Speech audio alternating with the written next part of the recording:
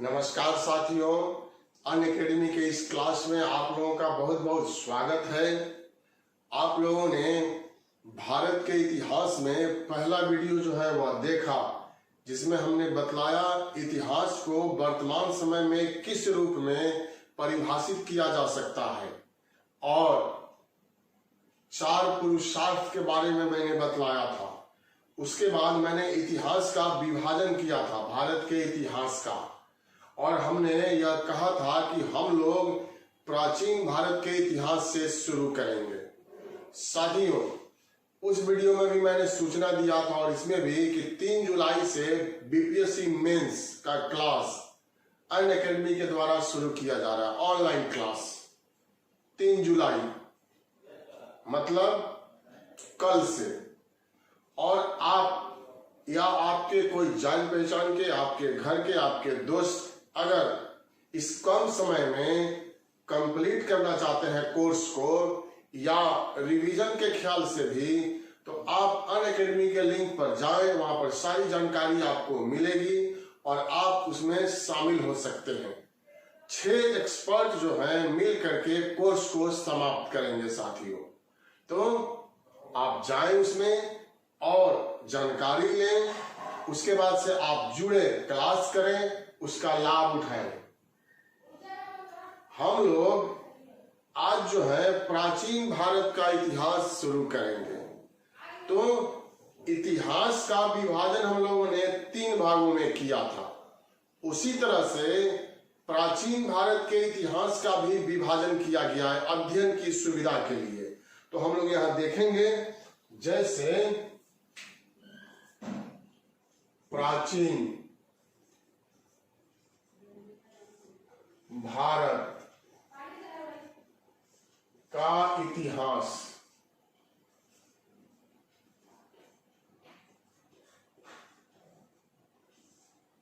या अब इस प्राचीन भारत के इतिहास को अध्ययन के लिए 3 भागों में बांट दिया गया है। और यहां से हम लोगों को परीक्षा में प्रश्न जो है वह पूछा जाता है। तो हम लोग देखेंगे कि किन 3 भागों में विभाजित जो है वह किया गया है। तो आप यहां देख सकते हैं, जैसे प्रागैतिहासिक,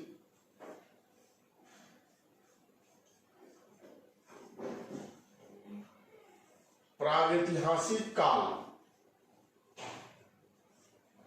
इसको प्री हिस्टोरिक एज कहते हैं। प्री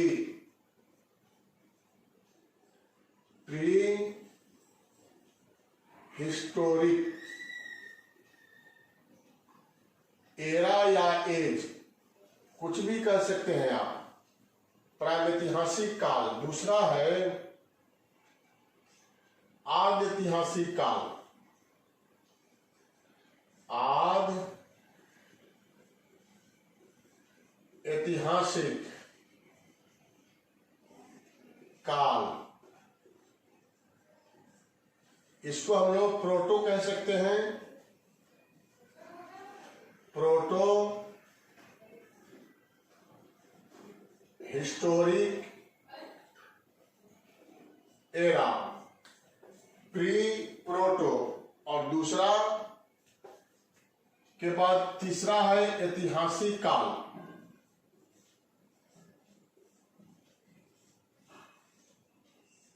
ऐतिहासिक काल, इसको हिस्टोरिक एरा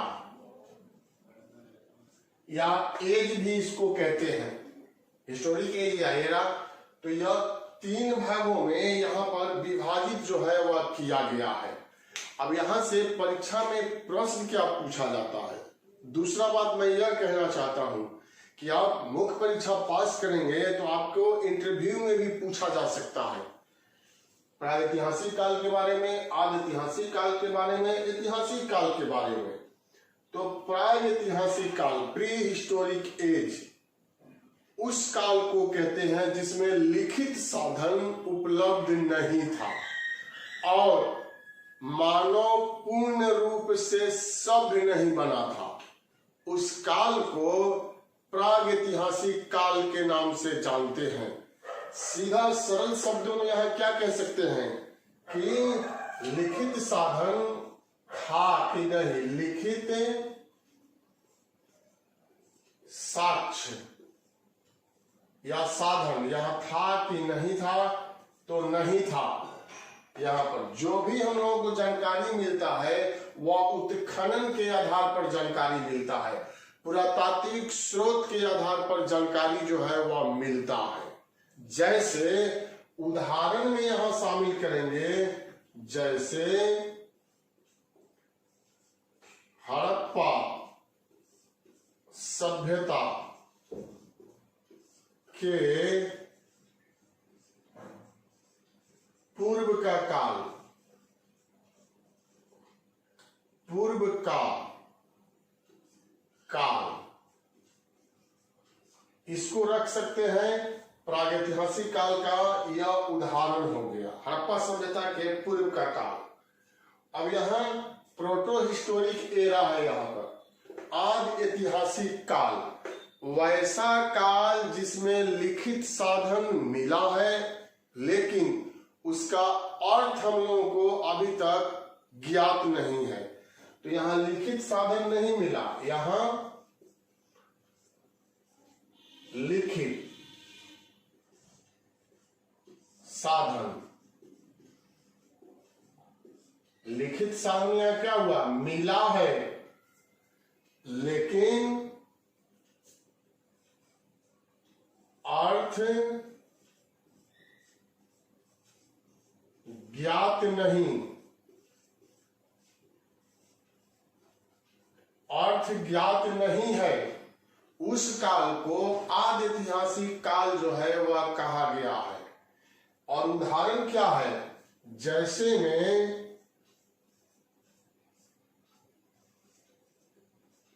हड़प्पा सभ्यता यह है, तो यह परीक्षा में आपको पूछा जाएगा, तो यह पॉइंट आपको याद रखना है। इसको स्टार से हम यहाँ इंगित कर रहे हैं, स्टार दे करके, कि हड़प्पा सभ्यता को निम्नलिखित में से किस काल के अंतर्गत रख सकते हैं। तो आद ऐतिहासिक काल के अंतर्गत हड़प्पा सभ्यता को रखा गया है। प्रोटो हिस्टोरिक एरा के अंतर्गत हड़प्पा सभ्यता को रखा गया है, याद रखना है, परीक्षा में यह पूछा जाता है। तो यह है आदि ऐतिहासिक काल। अब ऐतिहासिक काल है या हिस्टोरिक एरा, वैसा काल जिसमें लिखित साक्ष्य भी है, साधन भी है और उसका अर्थ भी निकाल लिया गया है और मानव पूर्ण रूप से सभ्य भी हो गया था। उस काल को ऐतिहासिक काल कहते हैं। जैसे लिखित साधन,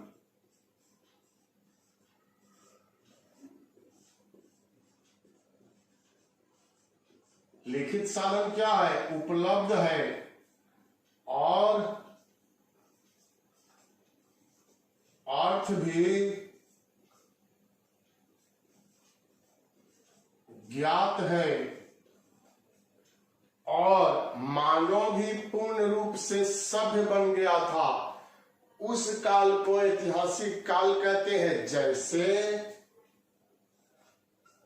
भगवान बुद्ध का काल, बुद्ध का काल मतलब 600 BC, यहां से ऐतिहासिक काल शुरू होता है, वर्तमान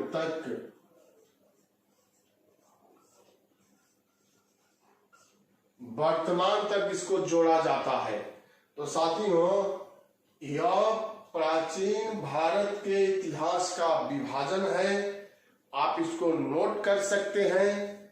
परीक्षा के दृष्टिकोण से यह काफी महत्वपूर्ण है, जिसमें सबसे पहले याद रखना है हड़प्पा सभ्यता।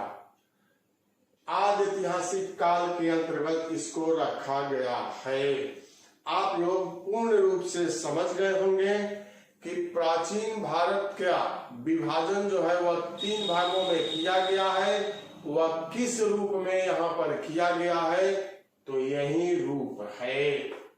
अब इसके बाद हम लोगों का पहला चैप्टर शुरू होगा आज साथियों, और वह चैप्टर मैं हमेशा स्रोत से शुरू करता हूं। जैसे हम लोग बिहार पढ़े थे तो बिहार में भी मैंने स्रोत से शुरू किया था। अब हम लोग चूंकि भारत का इतिहास पढ़ रहे हैं तो प्राचीन भारत के इतिहास का स्रोत, इसी चैप्टर से हम शुरुआत करेंगे। और यह बहुत बड़ा चैप्टर है, यह आगे चल करके सभी अध्याय से जुड़ा हुआ है, और इसी चैप्टर से 3-4 क्वेश्चन जो है वह बीपीएससी में आपको पूछा जाएगा। तो काफी महत्वपूर्ण चैप्टर है और इसको ध्यान से आपको देखना है, नोट भी करते चलना है और याद भी करते चलना है। एक एक पॉइंट जो है वह मिलेगा आगे चल करके। जैसे मान लीजिए मौर्य वंश आएगा, गुप्त वंश आएगा, हर्षवर्धन आएगा, चोल वंश आएगा, राष्ट्रकूट, पल्लव आएंगे, तो वहां भी फिर हम लोग इसकी चर्चा करेंगे। प्रत्येक चैप्टर से यह जुड़ा हुआ है। तो स्रोत चैप्टर को क्या कह सकते हैं कि प्राचीन भारत के इतिहास का यह आधार स्तंभ है, यह पिलर के रूप में है, और इसी पर प्राचीन भारत का इतिहास जो है वह टिका हुआ है। तो शुरुआत हम लोग कर रहे हैं, और यह आप लोगों ने उतार लिया होगा या स्क्रीनशॉट ले लिया होगा। अब इसके बाद हम लोग स्रोत की शुरुआत करेंगे।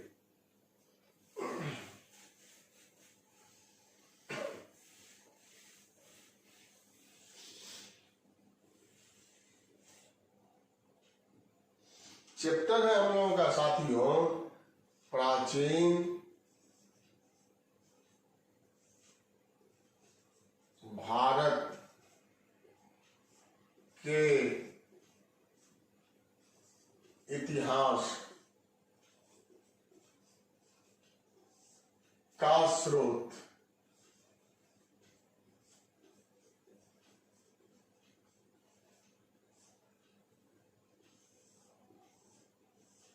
एंशिएंट हिस्ट्री के बारे में जानने के लिए कौन कौन से सोर्सेज हैं, कौन कौन से सोर्स हैं, उसी के बारे में हम लोग यहाँ पर चर्चा करेंगे कि वह सोर्स, वह साक्ष्य आपको अगर दे दिया जाए तो आप भी प्राचीन भारत के इतिहास का खाका का निर्माण जो है वह कर सकते हैं।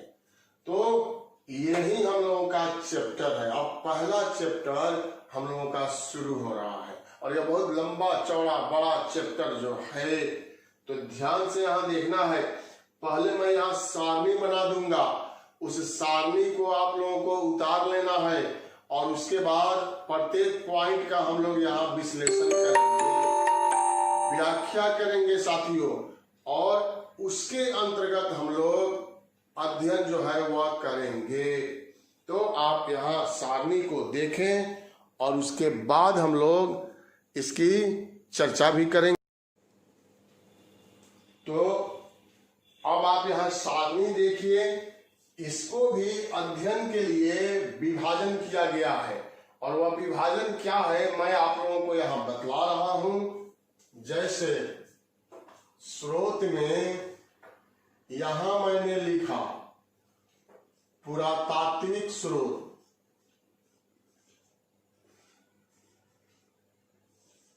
पुरातात्विक स्रोत पहला हो गया। दूसरा है साहित्यिक स्रोत,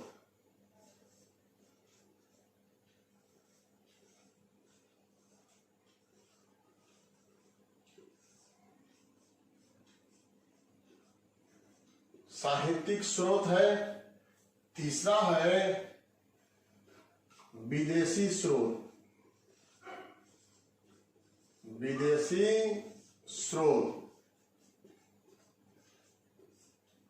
तो यही 3 प्रकार का स्रोत है जिसके माध्यम से हम लोग प्राचीन भारत के इतिहास का निर्माण कर सकते हैं, प्राचीन भारत के इतिहास के बारे में हम लोग जान सकते हैं साथियों।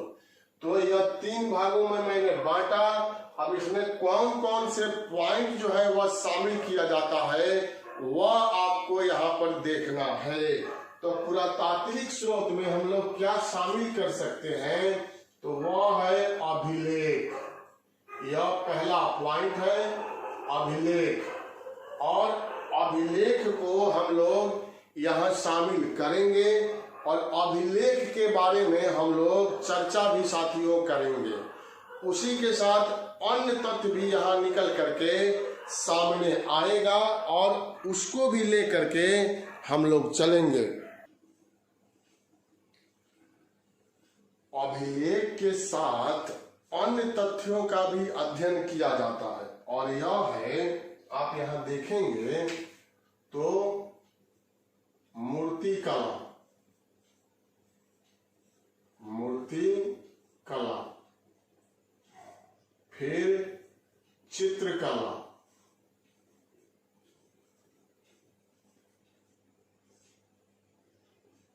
सिक्का, सिक्का से भी जानकारी मिलता है, भवन एवं स्मारक। तो इतने पॉइंट जो है हम लोग पुरातात्विक स्रोत में शामिल करेंगे। उसके बाद यहाँ है साहित्यिक स्रोत। तो इसको हम लोग दो भागों में बांटेंगे। एक है धार्मिक, धार्मिक ग्रंथ और दूसरा धर्मेतर ग्रंथ, धर्मेतर ग्रंथ। तो साहित्यिक स्रोत को हम लोगों ने दो भागों में बांट दिया। अब धार्मिक ग्रंथ में क्या क्या है, तो यह आप यहां देखिए, जैसे ब्राह्मण धर्म ग्रंथ, ब्राह्मण धर्म ग्रंथ पहला, दूसरा बौद्ध धर्म ग्रंथ और तीसरा, जब बौद्ध होगा तो जैन भी होगा, जैन धर्म ग्रंथ। तो यह धार्मिक ग्रंथ के अंतर्गत यह शामिल करेंगे। यहाँ पर कुछ महत्वपूर्ण पुस्तक और लेखक आएगा जो आगे हम चर्चा करेंगे। धर्मेतर, धर्म से इतर, तो एक तरफ हम लोग क्या लिख देंगे, पुस्तक, और दूसरी तरफ क्या लिख देंगे, लेखक। ऐसे करके कुछ पुस्तक कुछ लेखक हम लोग यहाँ दे सकते हैं। आगे बता देंगे, आप लोगों को लिख लीजिएगा या याद कर लीजिएगा। एक दो प्रश्न पुस्तक और लेखक से भी बीपीएससी में पूछा जाता है। और यहां हमने लिखा है विदेशी स्रोत। तो विदेशी स्रोत के अंतर्गत भी साहित्य को ही रखा जाता है, पुस्तक को ही रखा जाता है। विदेशी यात्री यहां आए, जो कुछ भी भारत में उन लोगों ने देखा, जो सीखा, उसको ग्रंथ का रूप दे दिया और उससे भी भारत के इतिहास के बारे में हम लोगों को जानकारी जो है वह प्राप्त हो जाता है। तो आप यहाँ देखिए विदेशी ग्रंथ में क्या शामिल कर सकते हैं हम लोग। तो यहाँ पर शामिल कर सकते हैं पहले यूनानी ग्रंथ, कुछ यूनानी ग्रंथ है तो यह शामिल करेंगे। फिर दूसरा चीनी ग्रंथ, चीन के यात्री भारत आए थे और उन लोगों ने जो ग्रंथ लिखा इसमें शामिल कर देंगे। उसके बाद अंतिम अरबी ग्रंथ। तो यही हम लोगों का पॉइंट है। और अब इस पॉइंट का जो भी आप यहाँ पॉइंट देख रहे हैं सभी का एक एक करके हम लोगों को वर्णन करना है साथियों। तो आप यहाँ देख रहे हैं और इसको आप उतार सकते हैं, स्क्रीन शॉट ले सकते हैं ऐसे में जो ज्यादा पॉइंट है तो एक बार देखने से आपको याद नहीं होगा, तो नोट आप कर ले सकते हैं या स्क्रीनशॉट आप इसका ले सकते हैं। तो 3 भागों में मैंने बांट दिया। अब शुरुआत हम लोग यहां से करेंगे, अभिलेख से। तो उसी की चर्चा हम लोगों को यहाँ पर करना है साथियों, अभिलेख के बारे में। तो यह जो पॉइंट है ना अभिलेख, वो मैं यहां ला रहा हूं आप लोगों को।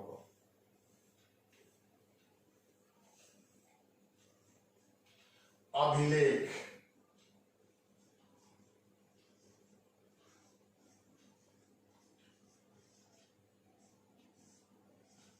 इस अभिलेख से प्राचीन भारत के इतिहास के बारे में जानकारी मिलता है। अभिलेख के अध्ययन को अभिलेख शास्त्र कहते हैं। अभिलेख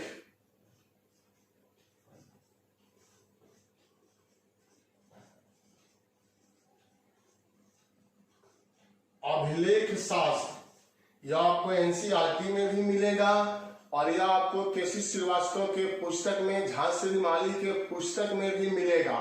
अभिलेख शास्त्र, एपीग्राफी,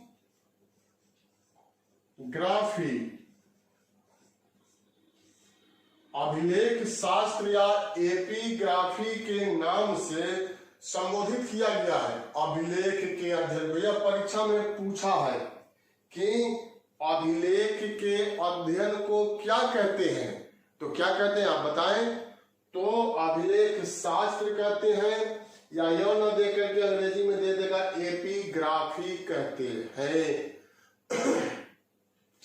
अब इस अभिलेख के अंतर्गत दूसरा पॉइंट बनेगा, तो आपसे पूछा जा सकता है हड़प्पा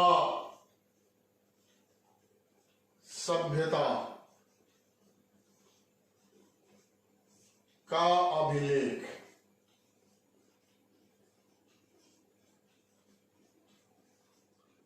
हड़प्पा सभ्यता का अभिलेख किसने पढ़ा है? आप इसका जवाब दीजिए कि हड़प्पा सभ्यता का अभिलेख किसने पढ़ा, क्योंकि सबसे प्राचीन हम लोगों की वही सभ्यता है। साथियों यहां पर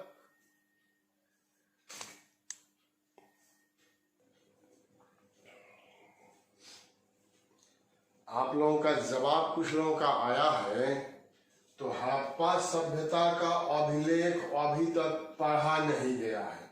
तो यह पॉइंट बनेगा कि हड़प्पा सभ्यता का अभिलेख किसने पढ़ा, तो किसी ने अभी तक नहीं पढ़ा है। साथियों लाइट चला गया था तो उसके लिए सॉरी, यह तो टेक्निकल प्रॉब्लम है। पढ़ाते वक्त में वो बिजली गुल हो जाती है, तो इसके लिए कुछ किया नहीं जा सकता, कट के फिर तुरंत आ जाता है, वह व्यवस्था है। तो यह पॉइंट आप लोगों के लिए महत्वपूर्ण है, यह भी पॉइंट महत्वपूर्ण है। अब चूंकि हम लोग यह पढ़ रहे हैं, तो यह अब हम इसको मिटाएंगे। आप लोग उतार लिए होंगे, लिख लिए होंगे या स्क्रीनशॉट ले लिए होंगे, और इसी में अब हम लोग इन सभी की चर्चा जो है एक एक करके करेंगे साथी। तो देखिए यहां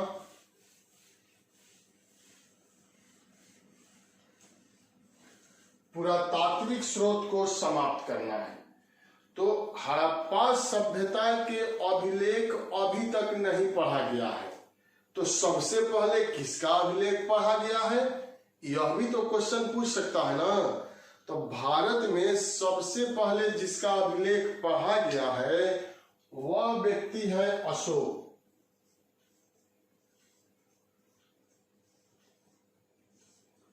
अशोक के अभिलेख को सर्वप्रथम पढ़ा गया है भारत में। अशोक के अभिलेख को किसने पढ़ा? James Prinsep.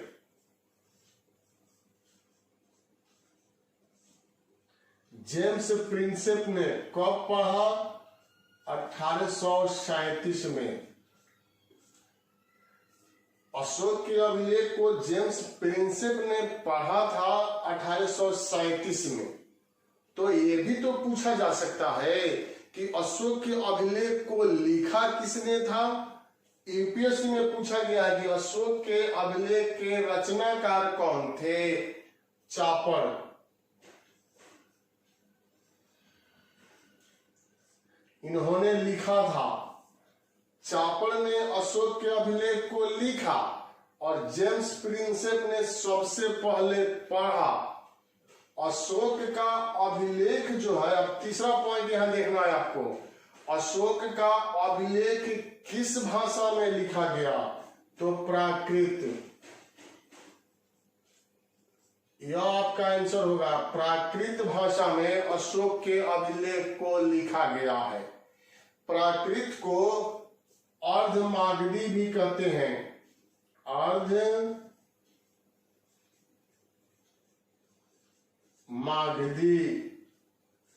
अगर प्राकृत विकल्प में नहीं देगा तो क्या दे देगा? अर्धमागधी।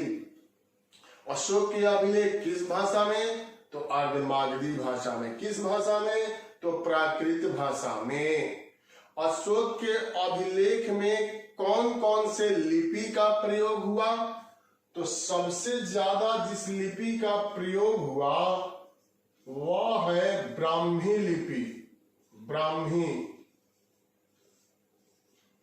लिपि सबसे ज्यादा पूछेगा तो यह आंसर हो जाएगा। अशोक के अधिकांश अभिलेख ब्राह्मी लिपि में लिखे गए हैं, यह है ब्राह्मी लिपि। लेकिन ब्राह्मी लिपि के साथ साथ खरोष्टी, खरोष्टी लिपि,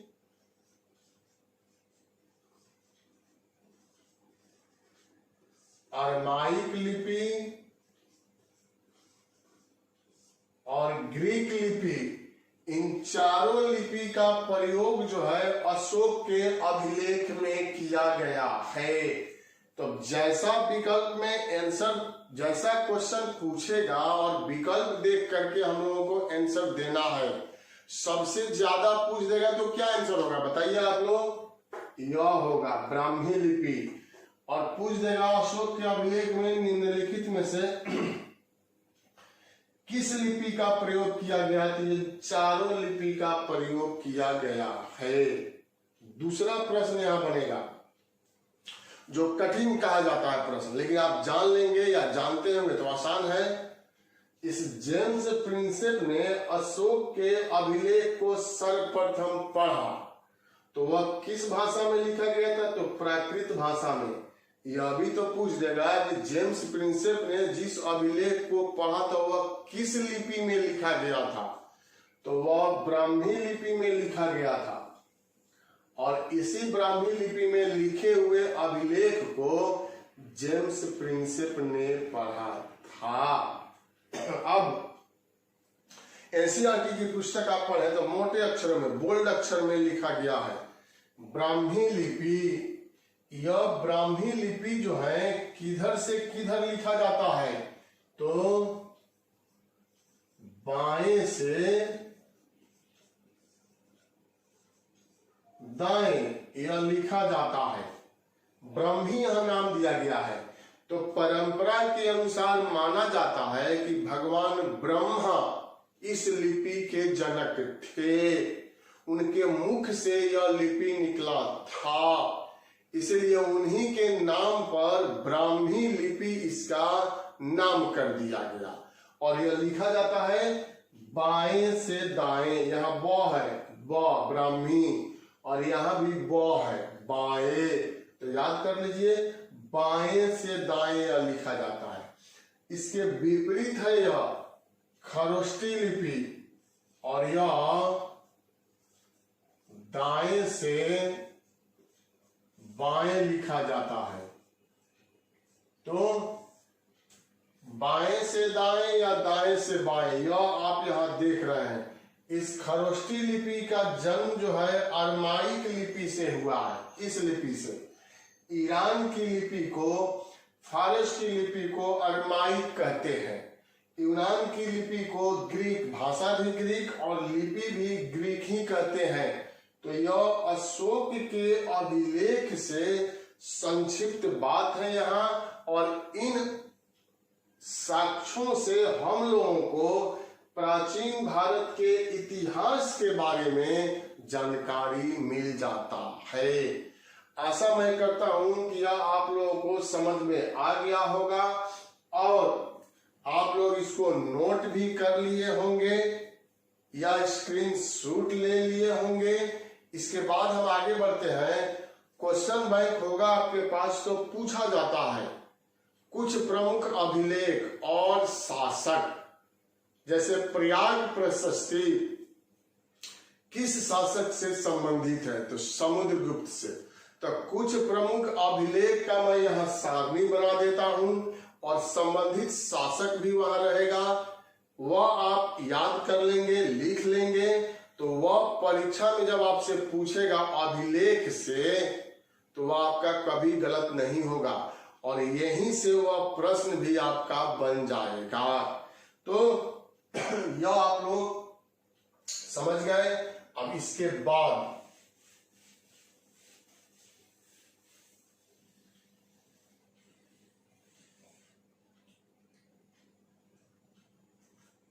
महत्वपूर्ण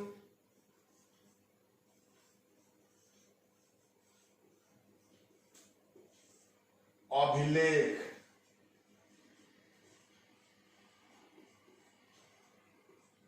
महत्वपूर्ण अभिलेख है और संबंधित शासक,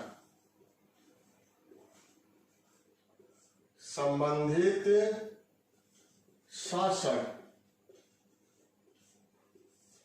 अब पहला मैंने कहा यहां पर प्रयाग प्रशस्ति, यहां देखिए प्रयाग। अगर आप जानते हैं तो कमेंट बॉक्स में आंसर दीजिए प्रशस्ति। यह किससे संबंधित है, शासक का नाम यहां बतलाना है। गिरनार अभिलेख, गिरनार अभिलेख।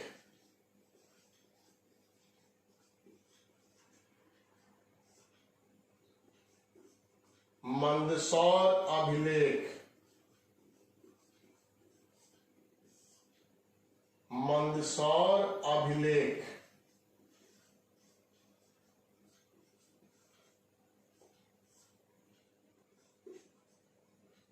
मेहरौली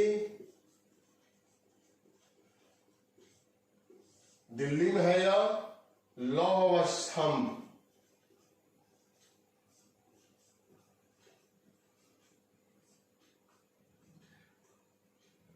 हाथी गुम्फा अभिलेख,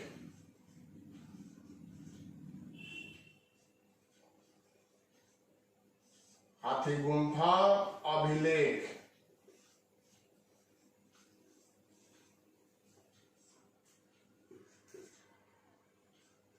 एहोल अभिलेख,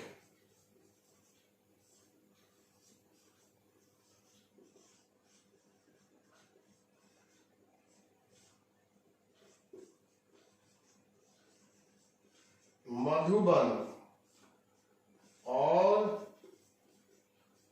बांसखेड़ा अभिलेख।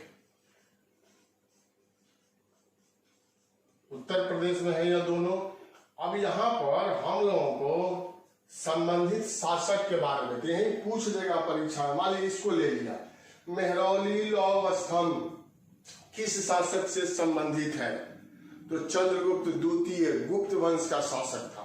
तो यहाँ पर तो केवल हम लोग लिख देंगे चंद्रगुप्त द्वितीय, लेकिन जब गुप्त वंश चैप्टर पढ़ेंगे तो फिर वहां पर विस्तार पूर्वक चर्चा करेंगे। तो एक बार आप लोगों के सामने यहाँ आ गया इस चैप्टर में, और फिर जब आप गुप्त वंश के बारे में पढ़ेंगे तो वहां आएगा, याद तो ऐसे ही हो जाएगा और इसमें कोई दो राय नहीं है कि यह आपको याद नहीं होगा। अब यहाँ प्रयाग प्रशस्ति है, तो यहाँ आंसर क्या होगा, यहाँ आंसर हो जाएगा समुद्रगुप्त। समुद्रगुप्त, समुद्रगुप्त जब आएंगे तो फिर पढ़ेंगे। गिरनार अभिलेख गुजरात में है और रुद्रदामन यह शक शासक था और उसी से संबंधित है। मंदसौर अभिलेख, कुमारगुप्त प्रथम, कुमारगुप्त प्रथम गुप्त वंश के शासक थे। मेहरौली लौह स्तंभ,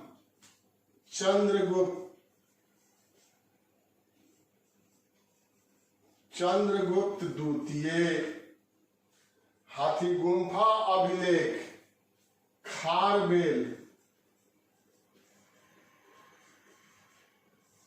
हाथी गुम्फा अभिलेख उड़ीसा में है। कलिंग का यह शासक था खारबेल, और इसी ने हाथी गुम्फा अभिलेख जारी किया था।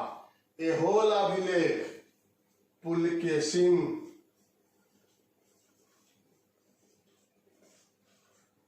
पुलकेशिन द्वितीय चालुक्य वंश का यह शासक है, और एहोल अभिलेख को इसने जारी किया था। यह कर्नाटक में है। एहोल अभिलेख।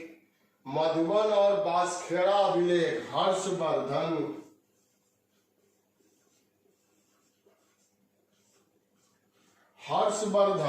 और यह उत्तर प्रदेश में है। तो इन शासकों के बारे में इस अभिलेख में महत्वपूर्ण जानकारी प्राप्त हो जाता है, और जिससे प्राचीन भारत के इतिहास के बारे में हम लोगों को महत्वपूर्ण जानकारी मिलता है। तो अभिलेख के अंतर्गत यह महत्वपूर्ण पॉइंट है। इतना अगर आप याद कर लेते हैं तो अगर अभिलेख से प्रश्न पूछेगा तो निश्चित रूप से यहीं से वह फंस जाएगा, यहीं से निकल करके आ जाएगा। अब यह तो भारत के संदर्भ में अभिलेख हो गया। अब भारत से बाहर भी कुछ अभिलेख जो है वह हम लोगों को प्राप्त हुआ है। साथियों, इसको नोट करना है तो नोट कर सकते हैं, स्क्रीनशॉट लेना है, स्क्रीनशॉट से तो होगा नहीं, क्योंकि नोट्स आप बनाते चलेंगे तो आपका सही होगा, और तब जाकर के यह आपको याद होगा। क्योंकि लंबा सफर जो है वह तय करना है, कितना स्क्रीनशॉट आप लेंगे। अब विदेश से जो अभिलेख मिला है वह हम लोग यहाँ पर शामिल करेंगे। यह भारत के संदर्भ में हम लोगों को प्राप्त हुआ है। तो इसके बाद इसको मैं मिटा रहा हूं, और इसके बाद जो है हम लोग विदेश से जो अभिलेख मिला है उसकी चर्चा करेंगे, और वहां से भी परीक्षा में प्रश्न जो है वह पूछ दिया जाता है। तो आप देखिए यहां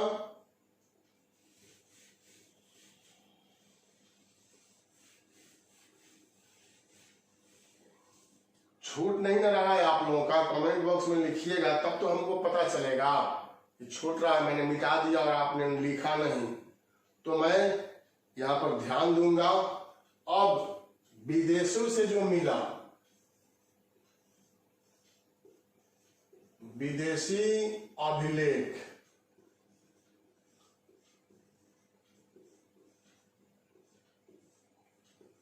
तो यहां देखिए कौन है विदेशी अभिलेख। पहला नंबर पर आएगा बोगाजकोई,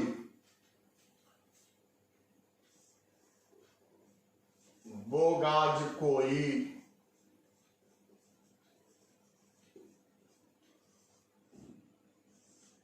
यह है बोगाजकोई अभिलेख।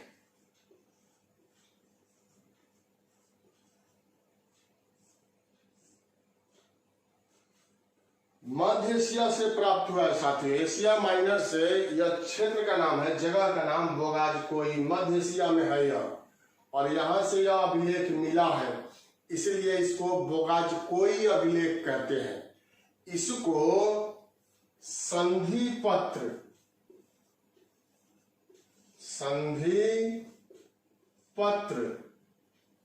संधि पत्र अभिलेख भी कहते हैं।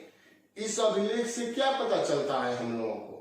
तो इस अभिलेख से पता चलता है कि आर्य लोग भारत आए थे। देखिए, जब हम लोग वैदिक सभ्यता पढ़ेंगे तो वहां पर पढ़ेंगे कि आर्य लोग जो हैं वह मध्य एशिया से, मध्य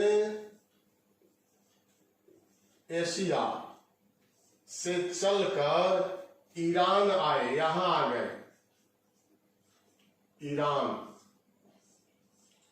और यहां आकर के रुकते हैं प्रारंभिक स्थली में, और यहां से आर्य लोग, आर्य थे, आर्य जो मध्य एशिया से चल के सबसे पहले रुके ईरान में, और यहां से दो भागों में बट गए, एक पूरब और एक पश्चिम। एक पूरब की तरफ प्रस्थान कर गए, एक पश्चिम की तरफ प्रस्थान कर गए। जो पूरब की तरफ प्रस्थान किए वो भारत में प्रवेश कर गए और वैदिक सभ्यता को जन्म दिया, आर्य सभ्यता को जन्म दिया। आगे चैप्टर मिलेगा, हम लोग पढ़ेंगे। और जो पश्चिम की तरफ चले गए उन्हीं लोगों ने पश्चिमी सभ्यता को जन्म दिया, जिसको पाश्चात्य सभ्यता, अंग्रेजी सभ्यता के नाम से संबोधित किया जाता है। तो परीक्षा में हम लोगों को क्या पूछेगा, यह आप ध्यान देने की बात है। परीक्षा में पूछा गया है कि आर्य लोग मध्य एशिया से चलकर सबसे पहले कहां रुके, तो ईरान में रुके थे। सबसे पहले ईरान में रुके थे। और इसकी जानकारी किस अभिलेख से होता है, तो बोगाजकोई अभिलेख से या संधि पत्र अभिलेख से इसकी जानकारी होता है। अब यह कितना पुराना है, तो यहां देखिए 1400 BC, यह अभिलेख जो है वह 1400 ईसा पूर्व जो है उस समय का है। अब दूसरा पॉइंट इसमें क्या बनेगा कि इस अभिलेख में वैदिक देवताओं का उल्लेख किया गया है। तो परीक्षा कठिन जब क्वेश्चन बना देगा तो पूछ देगा कौन वैदिक देवता का, तो यहां देखिए इंद्र, मित्र, वरुण और नासत्य, यही जो है चार देवता जो यह वैदिक कालीन देवता है। इंद्र, मित्र, वरुण, नासत्य। नासत्य को अश्विन भी कहते हैं, अश्विन। विकल्प में नासत्य न देकर के ए दे देगा, अश्विन। तो यही चार देवताओं का उल्लेख जो है वह बोगाजकोई अभिलेख में किया गया है। कोई इसमें से हटा देगा, और मान लीजिए जैसे मैंने यहाँ इंद्र हटा दिया और यहां अग्नि रख दिया, तो परीक्षा में पूछा जा सकता है, मान लीजिए यह ए है, बी है, सी है, डी है, निम्नलिखित में से किस देवता का उल्लेख बोगाजकोई अभिलेख में नहीं किया गया है, तो आंसर क्या हो जाएगा, अग्नि। ऐसे ही यह पूछा जाता है परीक्षा में। तो यहां आंसर क्या होगा, तो आंसर फिर वही मैं लिख रहा हूं, इंद्र हो जाएगा। इंद्र, मित्र, वरुण, नासत्य का उल्लेख इस बोगाजकोई अभिलेख में किया गया है। क्लियर है। अब इसमें कोई दो राय आप लोगों को नहीं होना चाहिए, दो मत नहीं होना चाहिए। तो विदेशी अभिलेख में यह पहला महत्वपूर्ण अभिलेख है। दूसरा अभिलेख मिला है भारत में। साथियों, यह अभिलेख भारत में मिला है लेकिन विदेशी से संबंधित है, और यह परीक्षा में बार बार पूछा जाता है।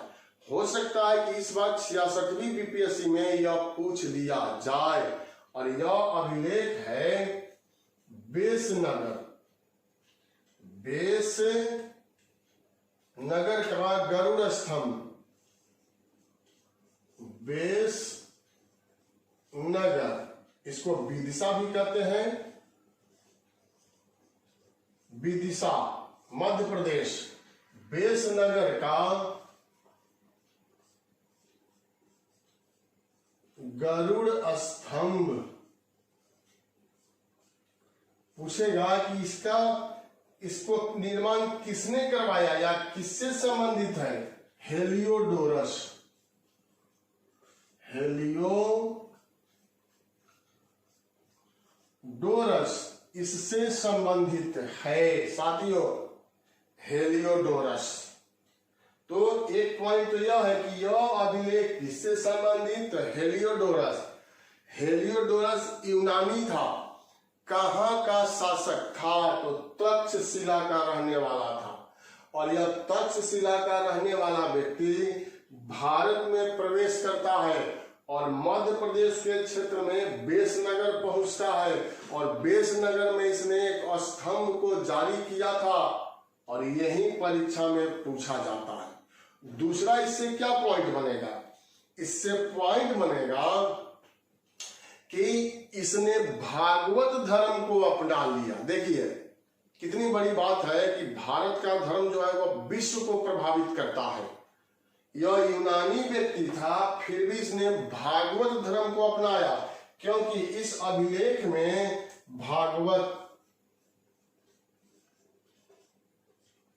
भागवत शब्द का उल्लेख जो है वह किया गया है। यह भी आप देखिए ना, गरुड़ यह पक्षी है, किसकी सवारी है?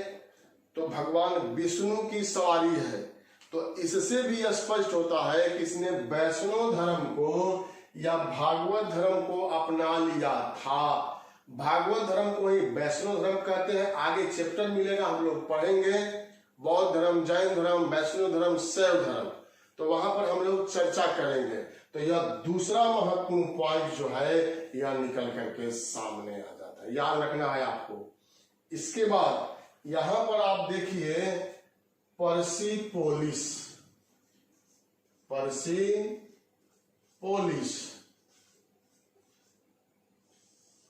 और बहिस्तून अभिलेख।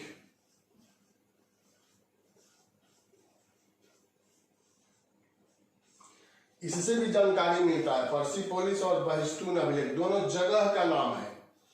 ईरान की प्राचीन राजधानी कौन था? अगर परीक्षा में पूछे तो आपका जवाब क्या होना चाहिए? यह होना चाहिए। ईरान की प्राचीन राजधानी का नाम था पर्सिपोलिस। यहां से अभिलेख मिला है और यह भी ईरान का ही जगह है बहिस्तून, और यहां से भी अभिलेख मिला है। और इससे प्रमाणित क्या होता है कि ईरानी शासक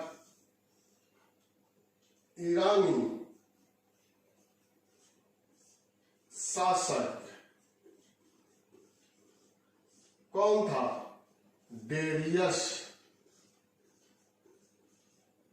डेरियस प्रथम ने भारत पर आक्रमण किया था। तो पूछ दे कि कौन ऐसा प्रथम शासक था ईरान का जिसने भारत पर आक्रमण किया? तो वह डेरियस प्रथम था। इसकी जानकारी कहाँ मिलती है? तो पर्सिपोलिस और बहिस्तून अभिलेख से जानकारी मिलती है। इससे ज्यादा महत्वपूर्ण है साथियों, जो एनसीईआरटी में भी दिया हुआ है, कि भारत पर सबसे पहला विदेशी आक्रमण किन लोगों ने किया? आप बताएं, यूनानियों ने किया कि ईरानियों ने किया?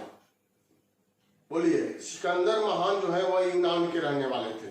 तो विकल्प में देगा ए ईरान, बी यूनान, सी तुर्क, डी ग्रीक। तो क्या आंसर होगा कि प्राचीन काल में भारत पर सबसे पहले किन लोगों ने आक्रमण किया?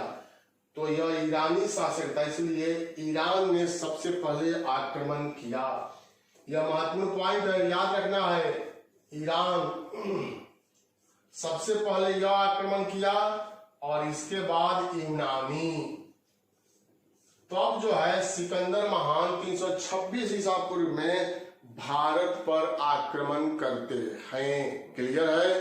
अगर परीक्षा में कैसे भी प्रश्न पूछे तो मैं यहाँ आप लोगों को प्रश्न का स्वरूप भी बता रहा हूं कि इस तरह से पूछा जा सकता है, और इसी को आधार बना करके आप यहाँ जवाब तैयार कर सकते हैं, नोट भी कर सकते हैं साथियों। और इतना आसान तरीका से जो समझाया जा रहा है वह आपको निश्चित रूप से याद भी हो जाना चाहिए। तो अभिलेख हम लोग पढ़ रहे थे और यहां पर आकर के इस चैप्टर के लिए यह अभिलेख जो है वह समाप्त हो जाता है। यहां के लिए आगे बढ़ेंगे तो फिर अभिलेख के बारे में जो महत्वपूर्ण आएगा वो आप पढ़ेंगे प्रत्येक चैप्टर में, जहां जहां है अभिलेखीय साक्ष्य वह फिर हम लोग वहां पर पढ़ेंगे। तो मैं आशा करता हूं कि यह प्राचीन भारत के इतिहास का जो स्रोत आप पढ़ रहे हैं, जिसमें पहले पढ़ रहे हैं पुरातात्विक स्रोत, और पुरातात्विक स्रोत में पहले पढ़ा आप लोगों ने अभिलेख, और अभिलेख यह पूरा आप लोगों को समझ में आ गया होगा। अब हम लोग शुरुआत करेंगे मूर्ति कला के बारे में। इस मूर्ति कला से भी हम लोगों को प्राचीन भारत के इतिहास के बारे में जानकारी जो है वह प्राप्त हो जाता है। तो आप अब मूर्ति कला के बारे में यहाँ देखिए, यह आप लोगों ने लिख लिया होगा या स्क्रीनशॉट ले लिया होगा।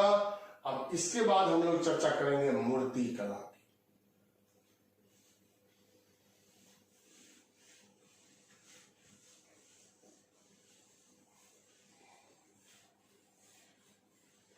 भारत पर सबसे पहले किन लोगों ने आक्रमण किया? ईरानी की यूनानी? अभी मैंने बतलाया, बताइए कमेंट बॉक्स में जल्दी जल्दी। ईरानी ने आक्रमण किया था। अब यहां आप मूर्ति कला देखिए, मूर्ति कला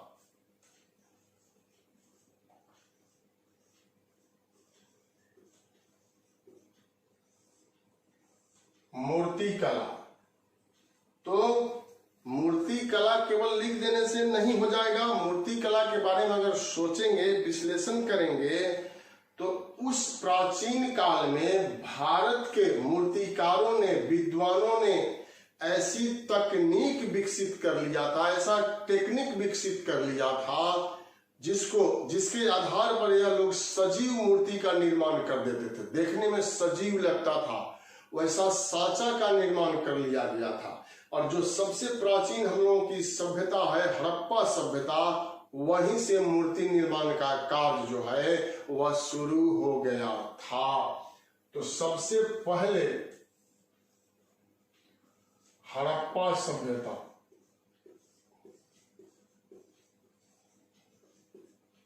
हड़प्पा सभ्यता से मूर्ति निर्माण प्रारंभ।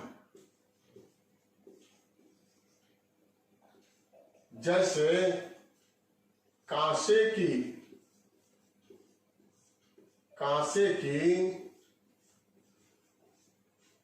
नृत्य करती हुई मूर्ति,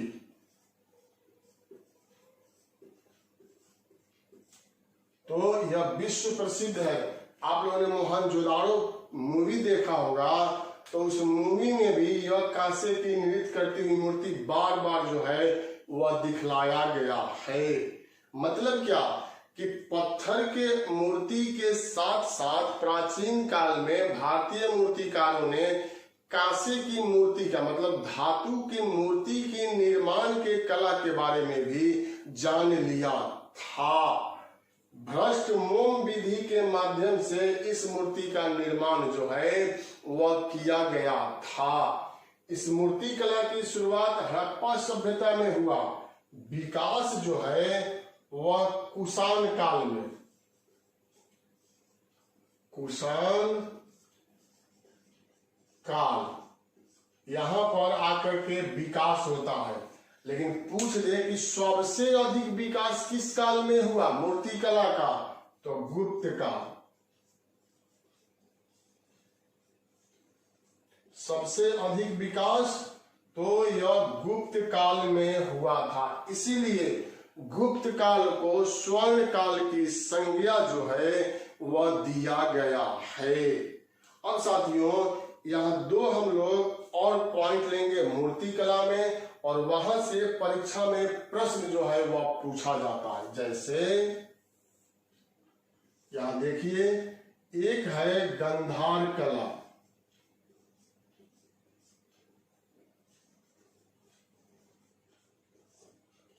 गंधार कला। तो यह गंधार क्षेत्र में इसका जन्म हुआ था। पाकिस्तान का यह क्षेत्र है और इसकी राजधानी जो है वह तक्षशिला था, जहां के निवासी चाणक्य थे। तो गांधार के क्षेत्र में जिस कला का उद्भव हुआ, विकास हुआ, उसी का नाम रख दिया गया गांधार कला। और यह गांधार कला क्षेत्र में विकसित हुआ और अन्य कला को भी प्रभावित कर दिया। तो पहला पॉइंट यहां पूछा जाएगा कि हिंद और यूनानी, हिंद प्लस यूनानी कला के मिश्रण से किस कला का जन्म हुआ? तो यह गांधार कला का जन्म हुआ।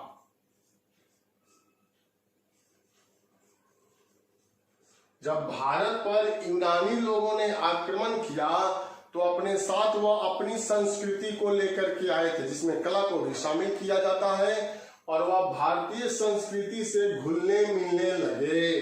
तो दोनों के सम्मिश्रण से जिस कला का जन्म हुआ उसको गांधार कला के नाम से जानते हैं। तो पहला ही पॉइंट हम लोगों का यह है और इसको आपको याद रखना है। दूसरा, यह विदेशी कला था, यह स्वदेशी कला साथियों नहीं था। दूसरा पॉइंट इसमें पूछा जाएगा कि भगवान बुद्ध की मूर्ति का निर्माण सर्वप्रथम किस कला के अंतर्गत किया गया था? तो आपका जवाब क्या होगा? गांधार कला के अंतर्गत भगवान बुद्ध की मूर्ति का सर्वप्रथम निर्माण जो है वह किया गया था। अब उसमें तीसरा पॉइंट पूछेगा कि किसके मुख से मिलता जुलता भगवान बुद्ध का मुख है?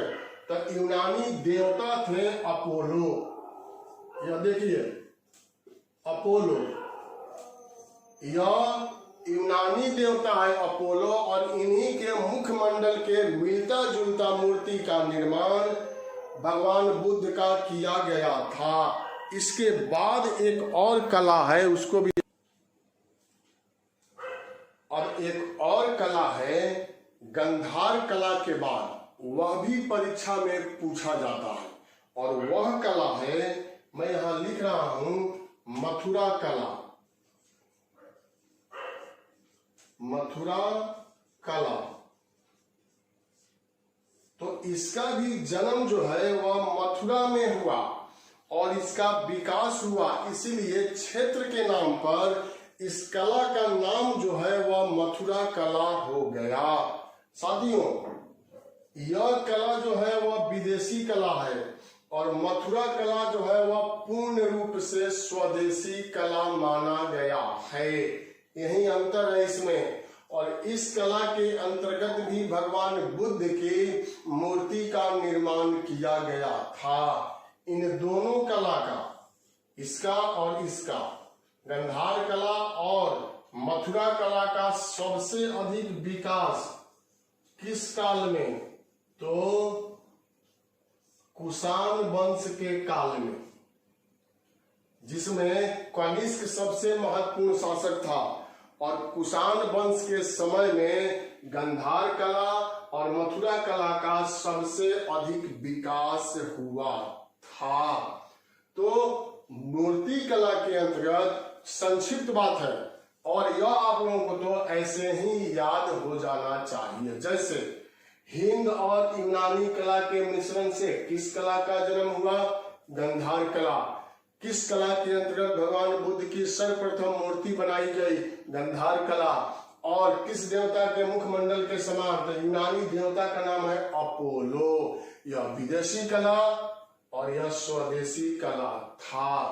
तो आज का हम लोगों का क्लास जो है पुरातात्विक स्रोत में यहाँ मूर्ति कला पर आकर के समाप्त हो रहा है। यह मूर्ति कला जो आप देख रहे हैं, और इसके बाद चित्रकला, सिक्का, भवन एवं स्मारक के बारे में हम लोग चर्चा करेंगे। तब जाकर के हम लोगों का पुरातात्विक स्रोत जो है वह समाप्त होगा। मैं आशा करता हूं कि आप लोगों को यह निश्चित रूप से अच्छे तरीका से समझ में आया होगा।